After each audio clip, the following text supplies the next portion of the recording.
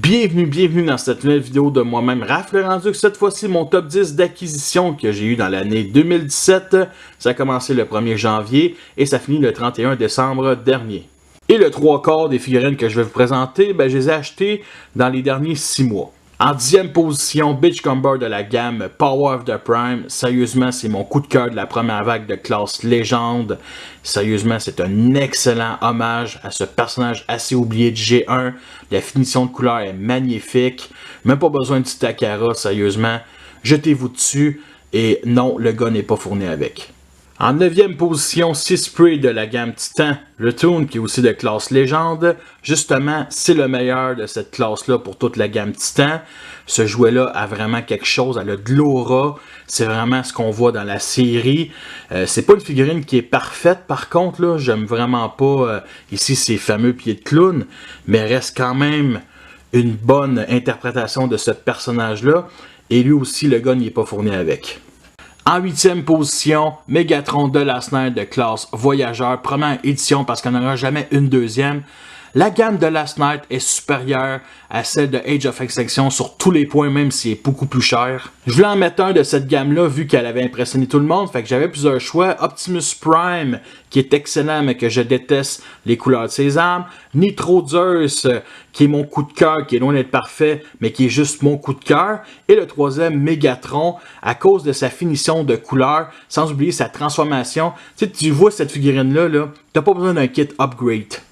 En 7e et 6e position, Twin Twist et Top Spin de la gamme Titan Retoon. Okay? Ces deux jouets-là ont été faits par amour, par Hasbro, et ça paraît. Okay? La transformation est tellement ingénieuse, ils auraient pu tellement faire quelque chose de tellement simple, mais non, ils ont fait quelque chose d'unique. Elle m'impressionne encore. Et ces deux gros jouets de classe de luxe, là, deux bons gros de luxe comme dans le temps. Et c'est un excellent hommage à ces deux Wakers-là qui sont venus compléter ma team Cybertronien Wakers et même Cybertronien tout court. Procurez-les-vous.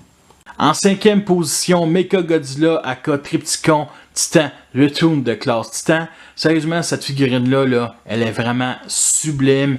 Elle est vraiment grosse aussi, plus petite que Metroplex, mais vraiment, elle a quelque chose à avoir dans ses mains. Elle est assez lourde aussi.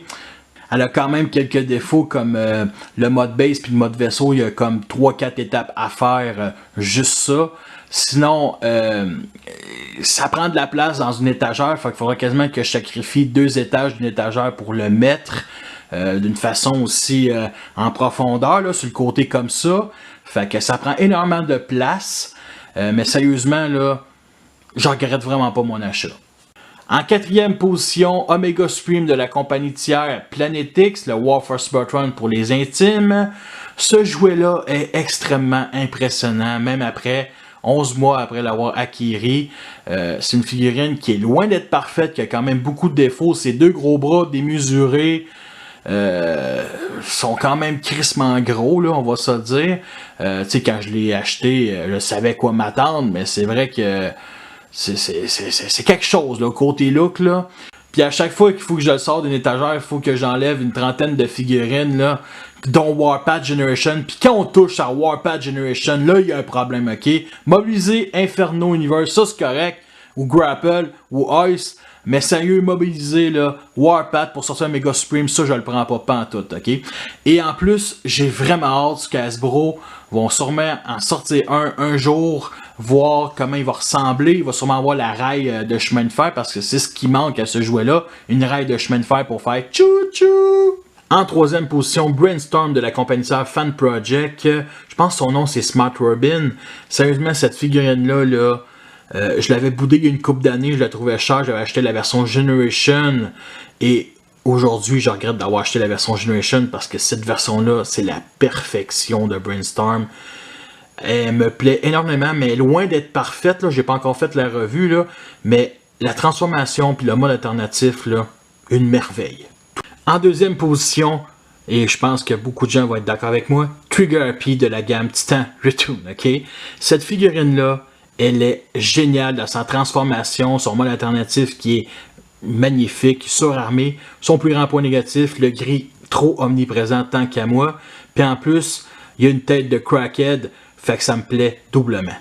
Et mon numéro 1 n'est nul autre que Impactor de la compagnie tiers Mastermind Creation, où son nom de produit c'est Spartan, je crois.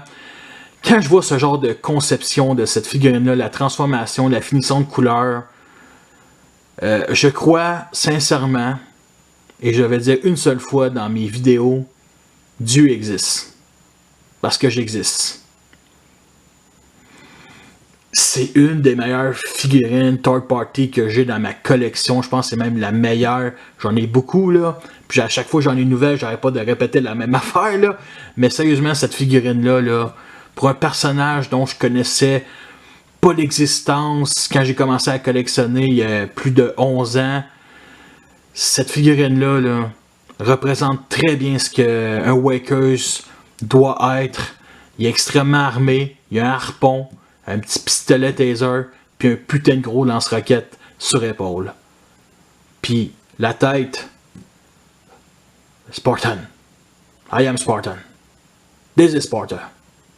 Je suis un Spartiate. Fils de Dieu. Ma gueule.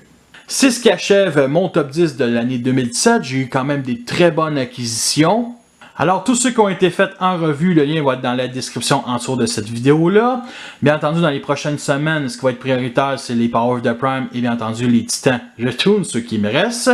Pour les third party, peut-être que cette année, plutôt vers la fin ou peut-être 2019 sûrement, c'est pas une priorité pour moi. Faites-le moi savoir votre top 10 vous aussi. Fait que je vous souhaite une bonne année, grand nez. Fait que merci à tous d'avoir écouté cette vidéo-là. Fait que sur ça, je vous laisse et à la prochaine.